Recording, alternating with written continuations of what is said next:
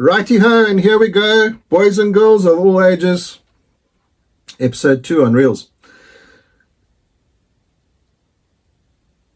Bait casting reels, like we've discussed a couple of times already, are tricky when you are learning to cast.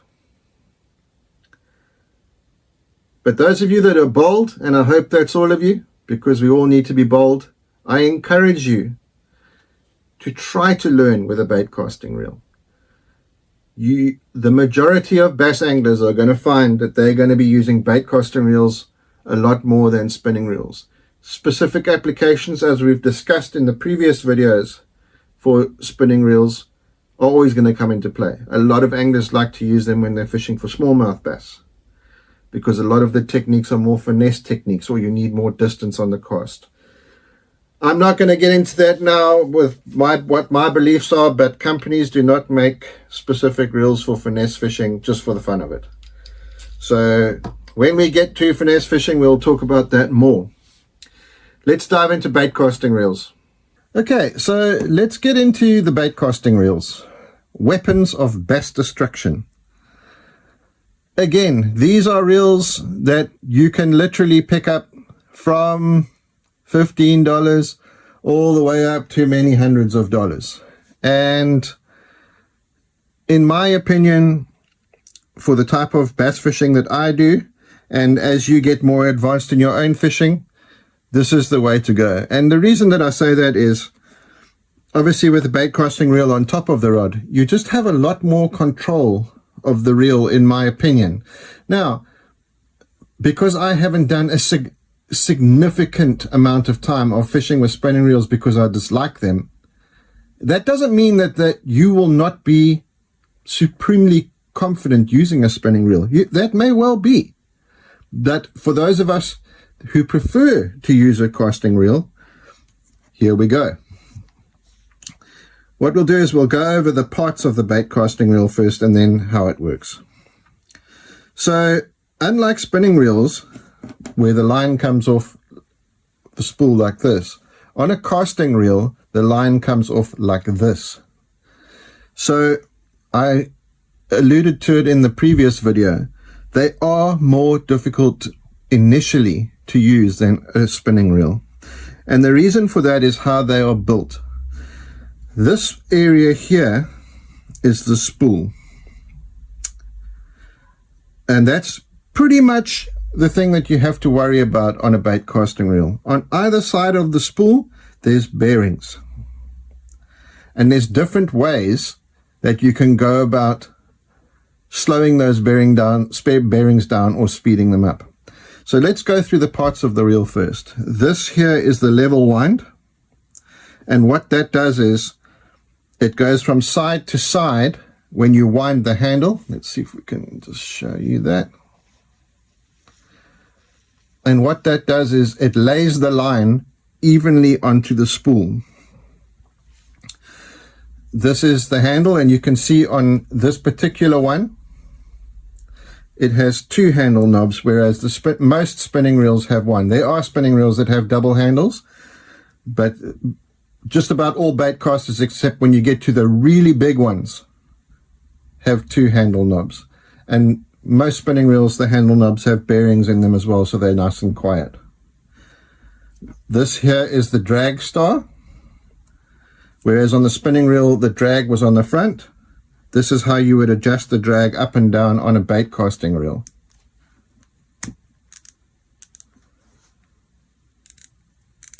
That tightens and loosens the drag. That knob there is the spool tension knob, and that's one of the ways that you can slow the spool down. So if I loosen that knob, you can see that the spool moves from side to side, but when I tension that knob, it stops the spool from moving. The other way that you could do that is on this side of the reel. Most casting reels now have some form of external brake, and that brake can be tuned up and down to fine-tune the spool, and I'll explain what that means later. And then there's a small button here that, let's see if we can get that there. that you would click to open.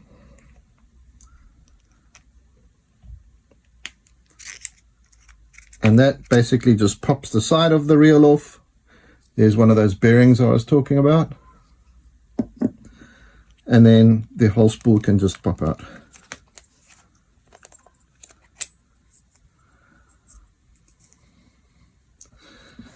On the side of the spool on some reels, this particular brand is Shimano, there are brakes that you can click up and down, which is a third way that you can slow the spool down so that you don't get overwinds or bird's nests or other rude words. So let me just put that back on quickly. And then this is the thumb bar. When you were going to cast with the reel, you would keep your thumb on the line and depress the thumb bar. And what that does is it releases the spool so that the line can go off the spool when you cast. And then once your lure has hit the water, you click the handle and the thumb bar comes back up. And that's the part of the reel that attaches onto the casting rod. So, are there different sized casting reels? Absolutely there are. As you can see, this reel, although it's a very small reel and I have fairly small hands, is a 150 size reel. And if you look on the reel or on the reel box, let's get that in focus there. Sorry guys, this is new to me. There's the size, 150 size. And basically what it's talking about is the size of the frame of the reel, this part of the reel here. Then for people with even smaller hands like myself, you have a 100 size reel, which you can see. I don't know if you can see it all that great, but it is smaller framed than the 150 size. And then down from that, we have a 70 size, which is even smaller. This is my favorite size reel. And back in the day, you actually used to have a 50 size reel. Now, I know that certain reel brands do have a 50 size reel. All of that pertains to the size of the frame of the reel and how it sits in your hand. There's basically two shapes of casting reel.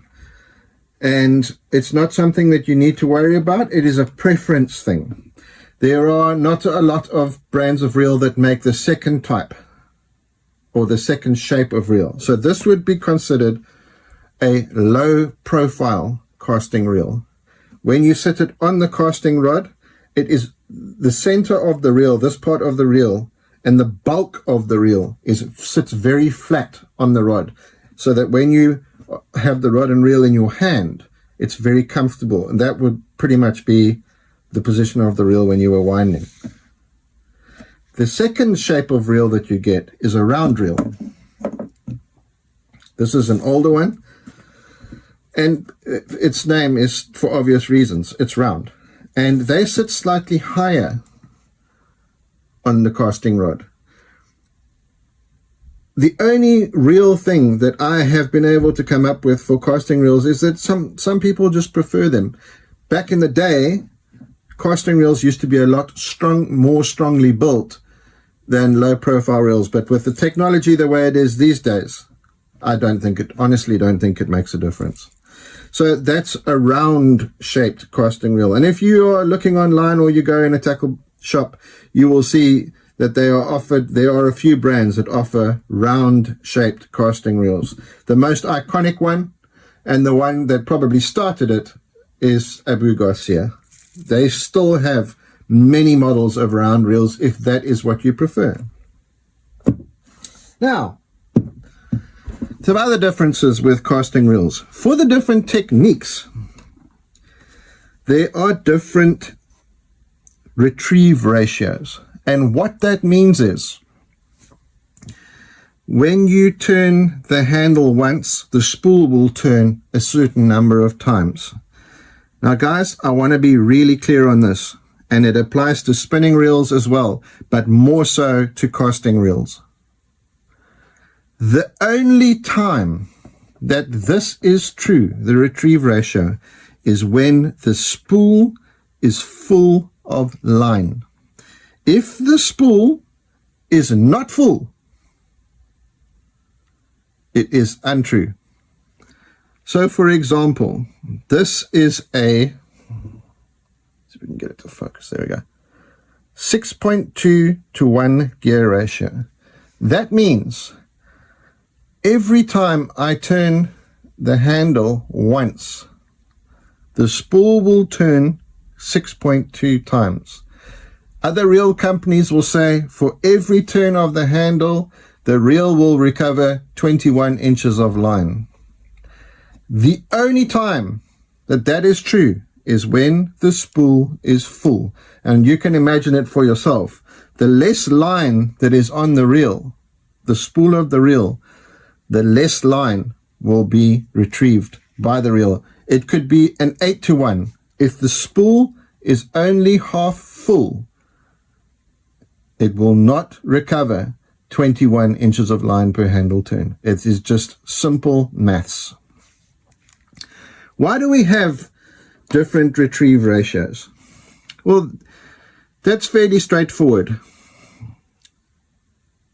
Reels are offered in the same model, but different retrieve ratios for one simple reason.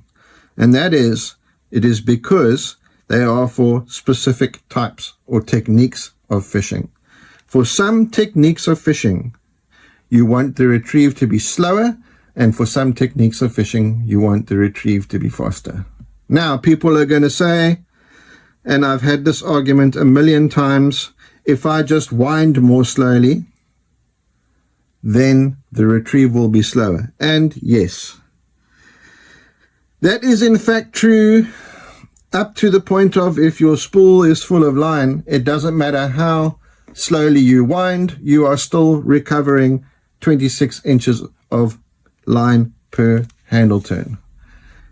If the reel is a 6.2 to 1 and it only recovers 18 inches of line per handle turn, if the spool is full, it doesn't matter how fast you wind it, it is only going to recover 18 inches of line per handle turn.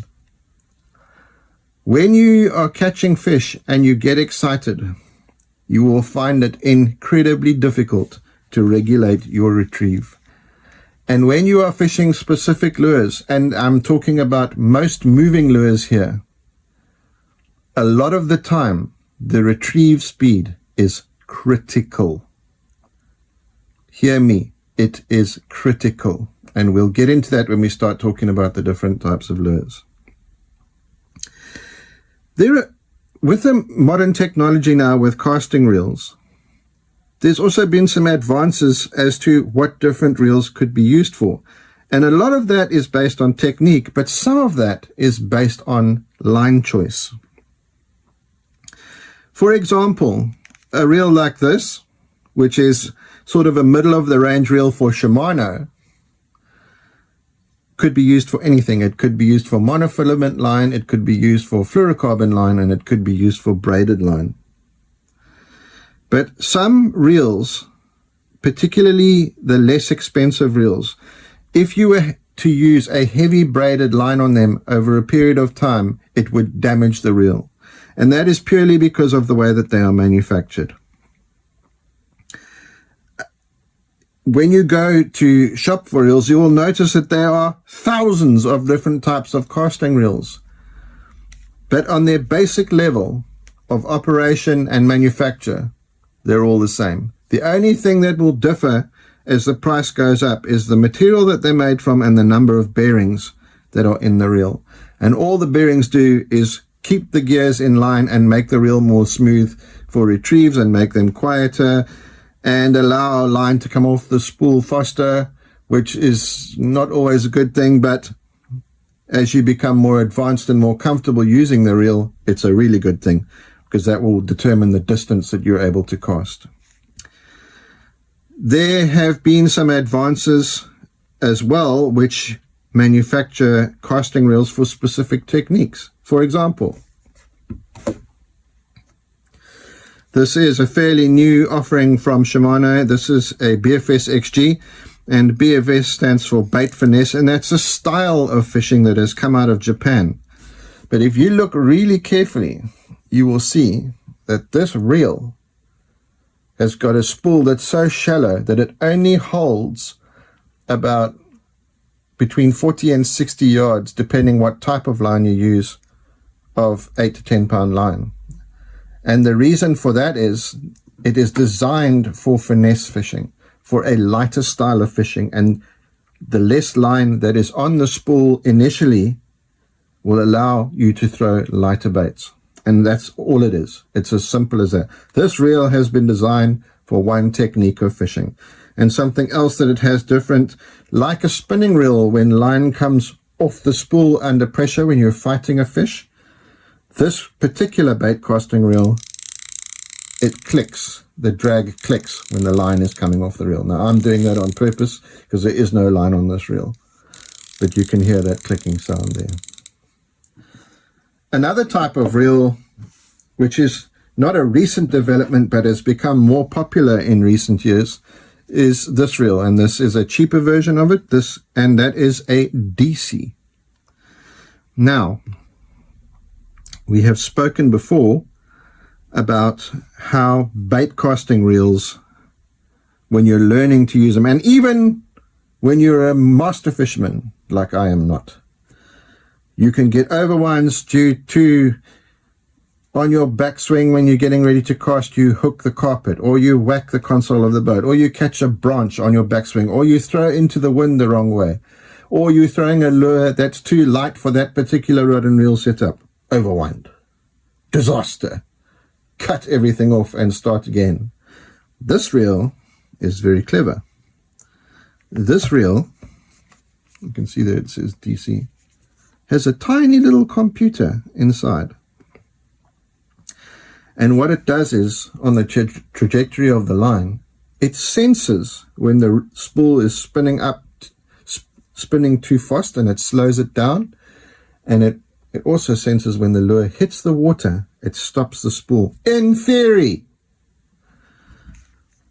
if you don't set it absolutely correctly here, you may get nasty surprises. But guys, I have fished with a few DC reels in my life. And although I'm a masterful angler with the casting reel, they are a game changer. Now, compared to other bottom end of the brand reels, these would probably still be considered expensive. This is about, I think they're currently $149, these reels. But this, whereas you would pay $149 for just a standard good bait caster from another brand, this is $149 for a DC version. I think it's $149 for a DC version of a very good reel brand. And this could change your frustration levels instantly if you are somebody that is struggling to come to terms with casting with a normal casting reel. When I was a young man, a very young man, geez, it seems like a lifetime ago, which it is, at the age of 9, and bait casting reels had just become a thing in South Africa where I lived. My father bought a bait casting reel for me to use. And the only polite way to put it is, and I was not a child that swore, because that would have ended badly for me with my father, as it should be. But let me tell you, the temptation to swear when using those, learning to use those early bait casting reels, which had very few bearings or anything else for that matter, was prevalent. I was a very frustrated young man until I worked out what that's for and what that's for. And back in the day they didn't have those, but what that's for. And what we'll do is we'll do a video on that, on how to set it up. And my biggest goal with doing these videos is trying to take the frustration out of fishing for all new anglers, so that you don't have to go through the frustrations that I went through, and learning to use all these beautiful pieces of kit will be easier and will be a pleasure for you and for dads that are teaching their children to, or moms that are teaching their children to cast. There may be a few just nuggets of information in there that you could use to make your fishing and teaching outing a lot more pleasurable. So as I was saying before we got carried away with my very long story, there's different retrieve ratios on the reel, and most manufacturers for most of their models will have different retrieve ratios for their reels. But a good one to start with when you're learning with a bait caster is 7:1. And the reason that I say that, and I cringe saying this, but yes, with a 7:1 reel, you could slow down if you wanted to fish the slower presentations. But some of the presentations you will have to have, in my opinion, different retrieve ratio reels. So for example, this is a 5.8:1, I think. I can't remember. It's a 5.8, as far as I remember, it's either a 5.8 or a 6:1. This is my dedicated reel that I use for crankbaits, because that's the retrieve speed that I have found most successful for me with certain of my crankbaits. This is a 6.2:1. I use this reel for my personal fishing, for spinnerbaits, for swim jigs, and for chatterbaits, because that is the ratio that works best for me.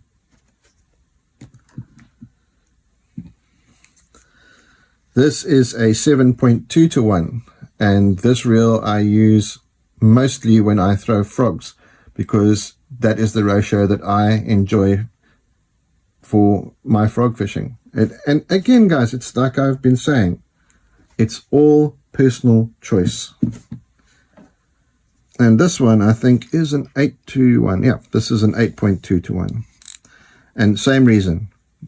I want to recover line quickly when I'm doing this style of fishing, because it's just constant casting, retrieving, casting, retrieving, casting, retrieving quickly. So it's more efficient for that type of fishing.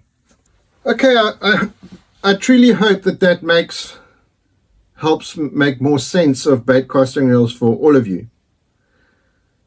Like we spoke about earlier, there are bait casting reels in all budget brackets. And like we said earlier, I encourage you to buy the most expensive reel that is within your budget. You will see in my videos about bait casting reels that I favor Shimano. There's hundreds of different brands. I tried several different brands. But these are the reels that suit me. Shimano is a brand that I've always felt comfortable using, and it's covered all the different reels for all the techniques that I want to use in my personal fishing. There are many different brands that have many different types of reels that will cover the techniques that you want to do in your personal fishing. And we're going to list those in the description below for you to have a look at. Now, like I said in the spinning reel video, there's a few companies that I've approached that have not given me permission to link direct to their websites. And being new at this, I don't want to step on any toes or upset people that I don't know in the industry. But I will put the types of reels in the description below, the exact models that I think could apply to you guys as your first bait casting reel. And what I'll do again is I'll do 3 different budget levels for bait casting reels. There's many pros and cons going for the different brands of reels and the different price brackets of reels. But what you need to do is you need to find a bait casting reel that's comfortable for you. I hope this video has helped you with making a decision possibly for buying your bait casting reel. I appreciate you all tuning in. We'll see you next time.